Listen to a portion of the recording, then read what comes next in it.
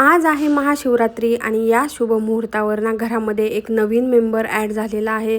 तो कुठला ते तुम्हाला पुढे कळेलच, पण त्याआधी आज मस्त असे महादेवाचे दर्शन घ्यायचे होते। तर 2-3 मंदिरांमध्ये आम्ही गेलो। दर्शन घ्यायला जरा उशीरच झाला होता आणि जसाही उशीर होत जातो ना तशी गर्दी मात्र खूप जास्त वाढत जाते आणि तसंच काहीसं झालं। 2-3 मंदिरांमध्ये गेलो पण सगळीकडेच खूपच जास्त गर्दी होती।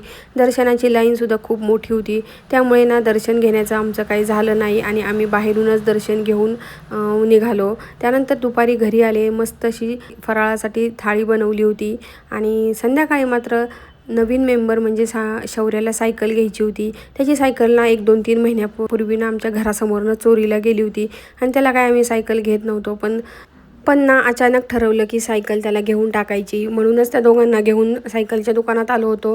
त्यांच्या चॉईसनी घ्यायची होती। दोघंही सकाळपासूनच एक्सायटेड होते आणि संध्याकाळची वाटच पाहत होते।